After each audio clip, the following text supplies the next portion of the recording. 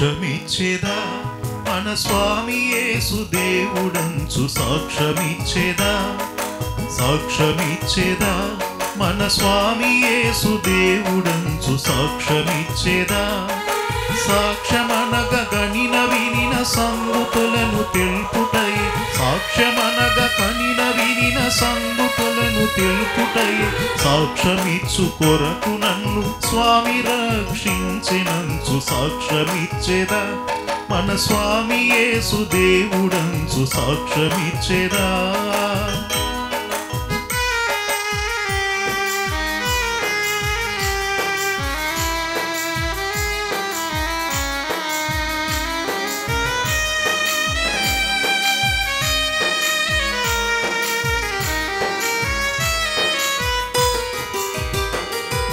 దిక్కుదెసయులేని నన్ను దేవుడెంతో కనికరించి దిక్కుదెసయులేని నన్ను దేవుడెంతో కనికరించి మక్కువతో నాకు నెట్లు మనశ్శాంతినిచ్చినాడు సాక్ష్యమిచ్చేదా మన స్వామి యేసు దేవుడంచు సాక్ష్యమిచ్చేదా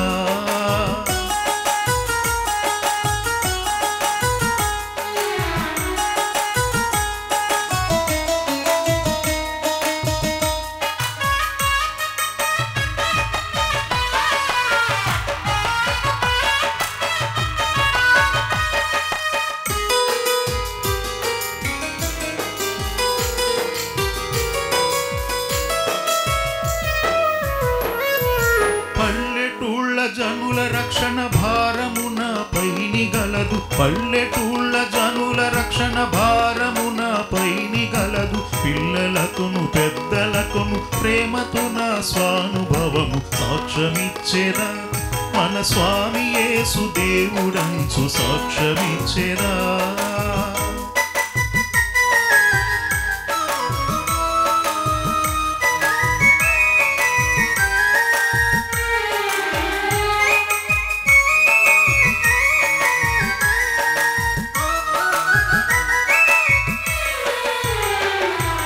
బోధ చేయలేను వాదములకు బోను నాకదేల బోధ చేయలేను వాదములకు బోను నాకదేల నాదుడేసు ప్రభును గూర్చి నాకు తెలిసినంత వరకు సాక్ష్యమిచ్చేదా మన స్వామి యేసు దేవుడనుచు సాక్ష్యమిచ్చేదా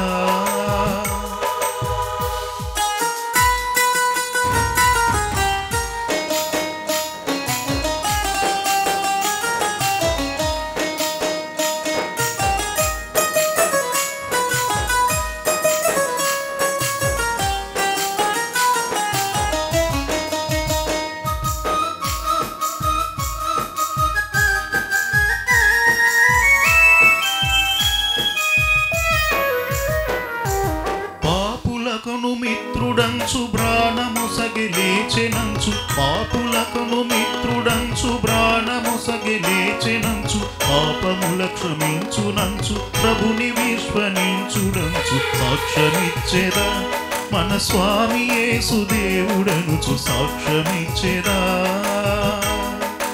నా అనుభవం సాక్ష్యమిచ్చేదా నాడు నేడు అనే కార్యక్రమం గురించి ఈ రోజున దేవుని దయతో 40వ ఎపిసోడ్లో నా 59 ఏళ్ల అనుభవంలో 333 మంది మాట సపోర్ట్ చేసిన వారిలో 40వ మాట్లాడే మాటల గురించి అలాగే మొదటి పార్ట్లో దేవుని వాక్యం తెలుసుకున్న 7గురు మాట్లాడే 7 మాటల గురించి అలా రెండవ పార్ట్లో దేవుని వాక్యం తిరిగినప్పుడు 7 రకముల కష్టేఫల గురించి 7 అనుభవ సాక్ష్యాల గురించి అలాగే మూడవ పార్ట్లో దేవుని వాక్యం తెలుసుకున్న 30 ఏళ్లుగా 7 మాటలతో దేవునికి 1000 స్తోత్రములను 7 మాటలతో స్తుతించుట గురించి ప్రతిరోజు సాయంత్రం 7 గంటల నుండి 7 గంటల 30 నిమిషాల వరకు మోక్ష మార్గం టీవీ ఛానల్స్లోను యూట్యూబ్ ఛానల్స్లోను నా అనుభవం సాక్ష్యమిచ్చేదా నాడు నేడు అనే కార్యక్రమంలో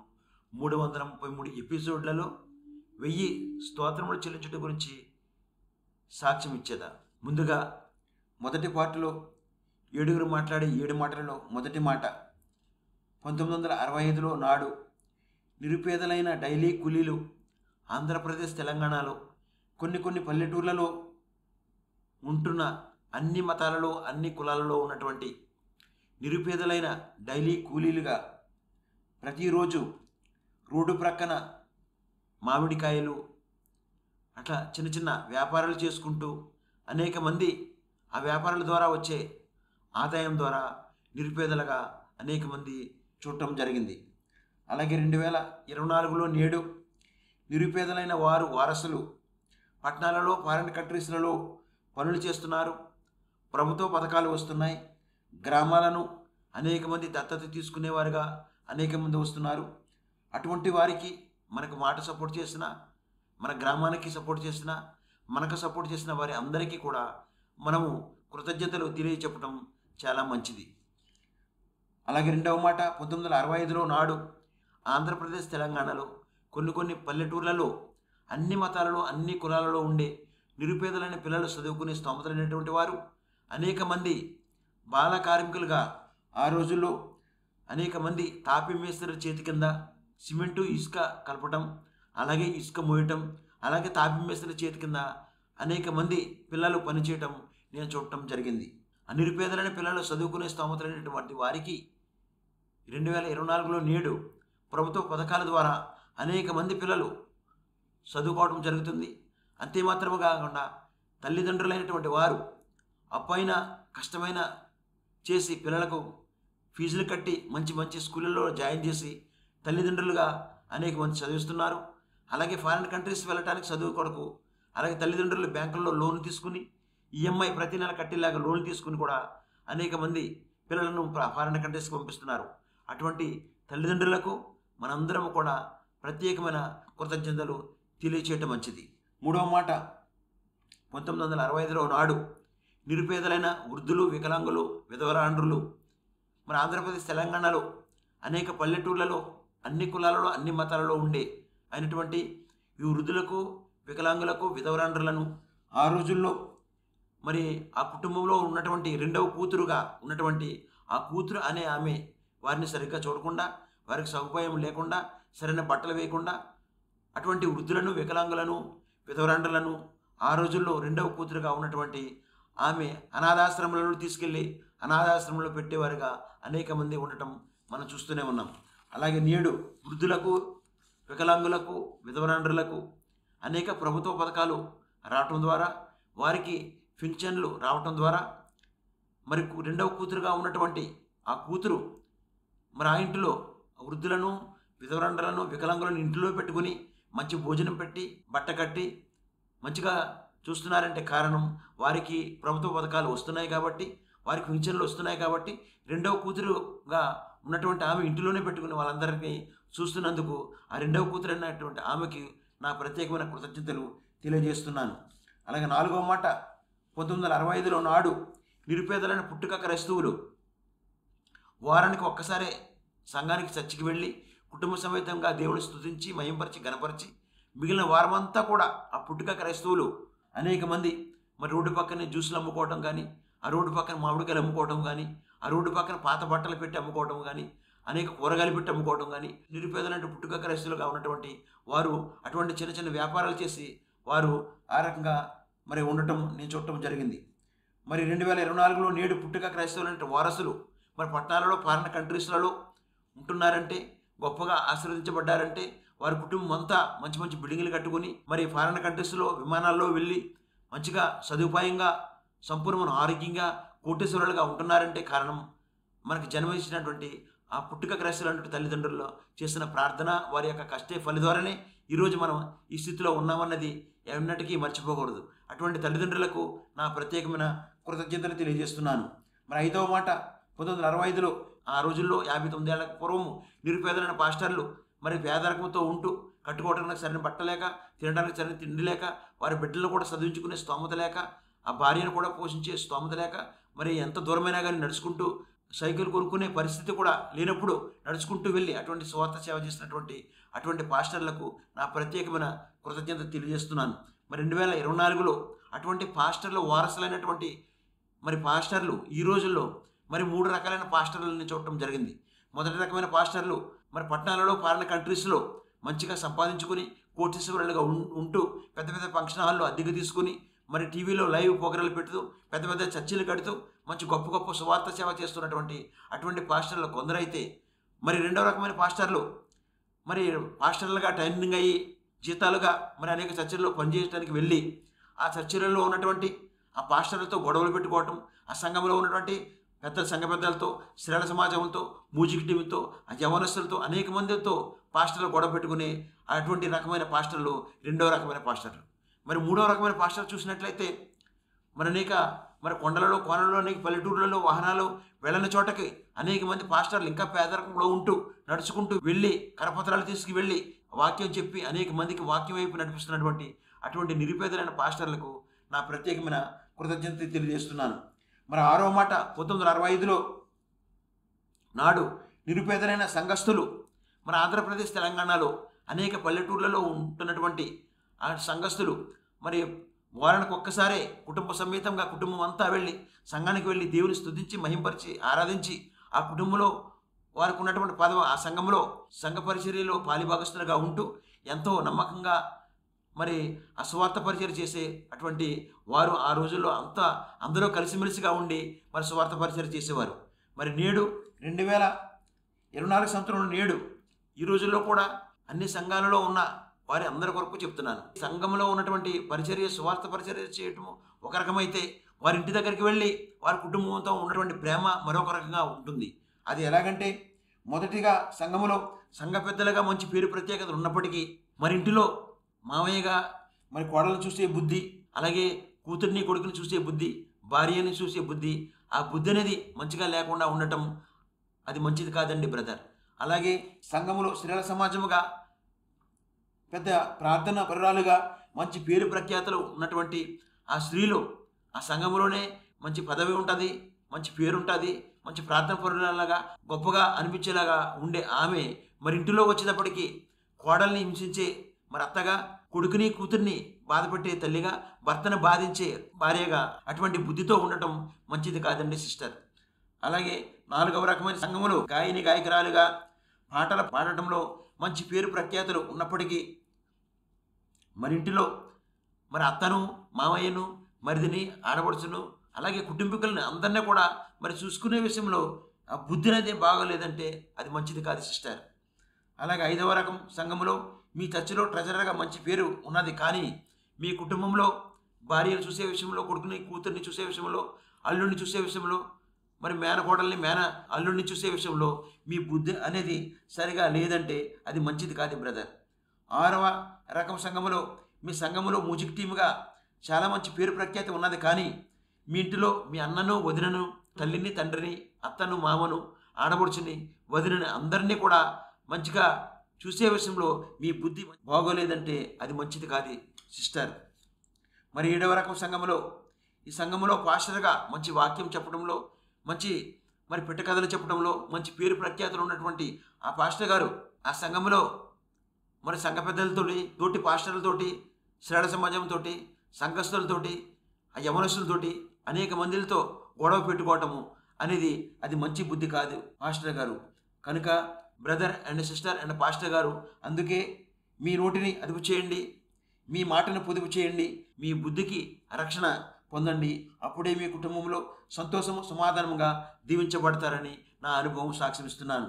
మరి 7వ మాట 1965లో నాడు నిరుపేదలైన క్రైస్తవ కుటుంబాలు ఆంధ్రప్రదేశ్, తెలంగాణలో కొన్ని పల్లెటూర్లలో ఉండేవారు వారానికి ఒక్కసారే చర్చికి వెళ్ళి కుటుంబ సమేతంగా దేవుని స్తుతించి మహింపరిచి ఆరాధించి ఆ రోజు వారు వేసుకున్న బట్టలను చూసి వీరు క్రైస్తవ కుటుంబము, వీరు చర్చికి వెళ్ళి వస్తున్నారు అని గుర్తింపుగా వారు వేసుకున్న బట్టలు గుర్తింపుగా ఉండేది.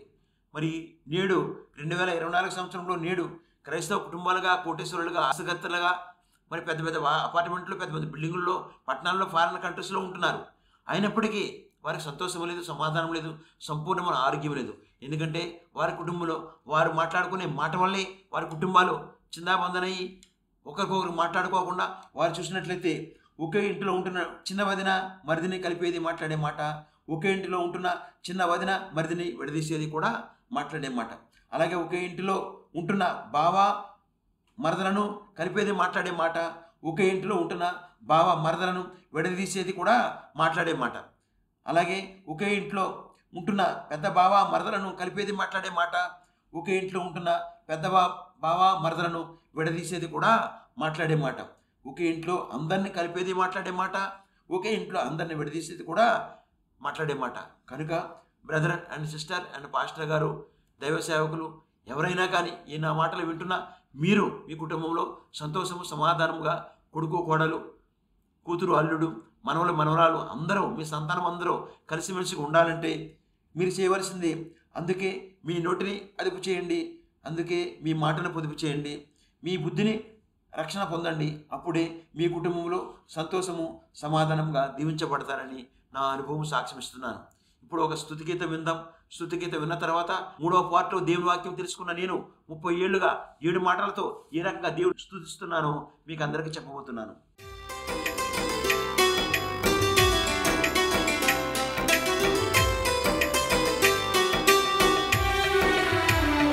దేవునికి స్తోత్రము గానము చేయుటయే మంచిది, మనమందరము స్తుతి గానము చేయుటయే మంచిది. దేవునికి స్తోత్రము గానము చేయుటయే మంచిది, మనమందరము స్తుతి గానము చేయుటయే మంచిది.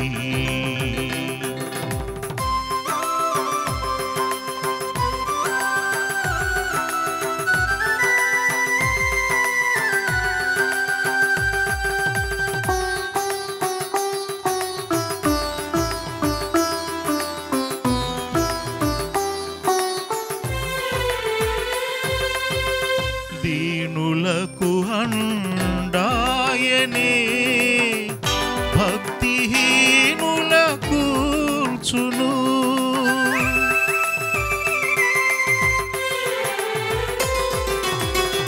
దీనులకు అండాయనే భక్తిహీనులకు కూర్చును, సితారాతో దేవుని స్తుతులతో కీర్తించుడి, సితారాతో దేవుని స్తుతులతో కీర్తించుడి. దేవునికి స్తోత్రము గానము చేయుటయే మంచిది.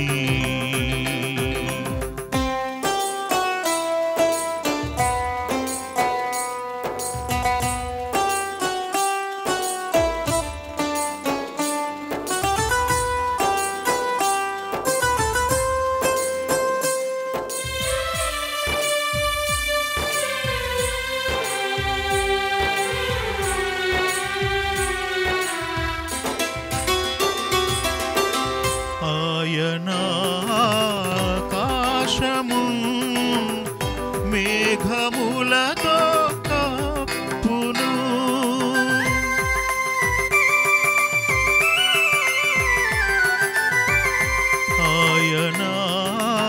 ఆకాశము మేఘములతో కప్పును, భూమి కొరకు వర్షము సిద్ధపరచువాడని, భూమి కొరకు వర్షము సిద్ధపరచువాడని.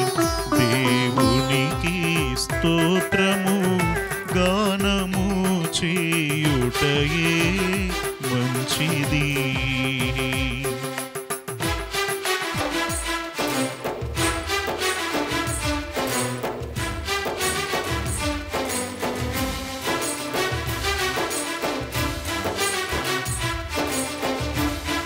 మొదటి అనుభవ సాక్ష్యం చూసినట్లయితే నా 59 ఏళ్లలో 333 మంది మాటలు సపోర్ట్ చేసిన వారిలో 40వ మాటను మాట్లాడిన వారు పొలమూరి జయభారతి దిట్ల బిద్దిరాజు భార్యాభర్తలు. మరి ఆ రోజుల్లో నేను వివాహం అయిన తర్వాత నాకు మాట సపోర్ట్ చేసినటువంటి వారికి నా ప్రత్యేకమైన కృతజ్ఞత తెలియజేస్తున్నాను.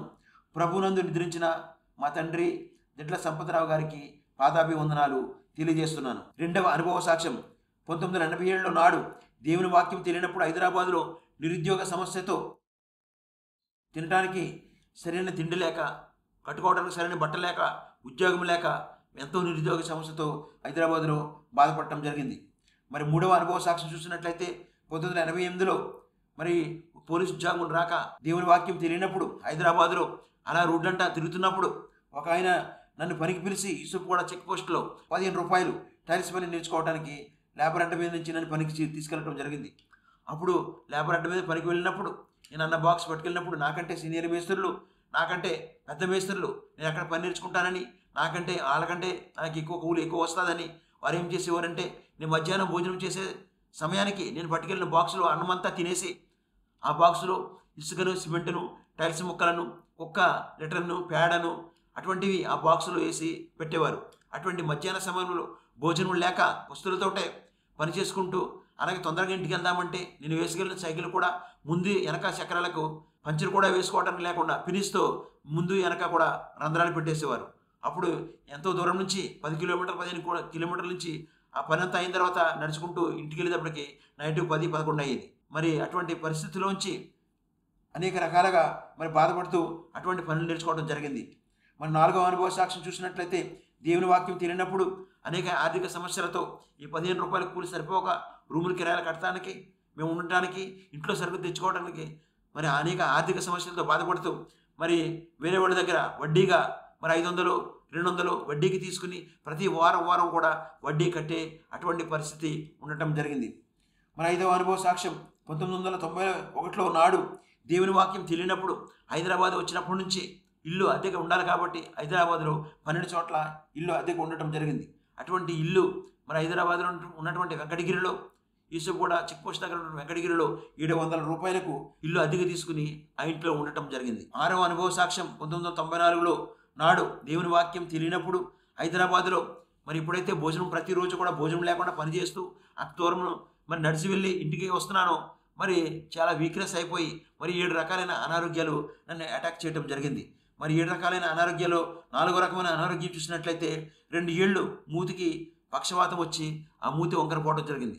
ఎప్పుడైతే అలా జరిగిందో మరి చార్మినార్ వెళ్ళి మరి పావురాలు తీసుకుని వచ్చి ఆ పావురాలు బ్లడ్ రాయటం వల్ల ఆ మూతికి పక్షవాతం నుంచి విడుదల మరి జరగటం జరిగింది. ఇటువంటి ఆర్థిక సమస్యలతో మరి నిరుద్యోగ సమస్యతో మరి సరైన తిండి లేకుండా ఆ మేస్త్రులు పెట్టే టార్చర్స్, మేస్త్రులు చేసే ర్యాగింగ్ మరి తట్టుకొని అనేక రకాలుగా అనారోగ్యాలకు గురైనటువంటి నేను మరి 7వ రకమైన అనుభవ సాక్ష్యం ఏమిటంటే 1994లో దేవుని దర్శనము, శిలువ దర్శనము, దేవుని వాక్యం ద్వారా యేసుక్రీస్తు శిలువలో మాట్లాడిన 7 మాటల దర్శనం పొందిన నేను, స్వస్థత పొందుకుందని నేను ఆ యేసుక్రీస్తు శిలువలో మాట్లాడిన 7 మాటల కంటే ముందు ఆయన పొందిన గాయాలు మరి చూసినట్లయితే 150 కేజీల బరువు, 15 అడుగుల ఎత్తు, 8 అడుగుల వెడల్పు, 350 మంది సైనికులు, 50 గుర్రపు రౌతులు, 3 సార్లు కింద పడిపోవటం, 5480 శరీరంపై గాయాలు, 17 తలలో లోతైన గాయాలు, 17 గంటల పాటు నీరు లేకుండా ఉండటం, 150 వీపుపైన గాయాలు,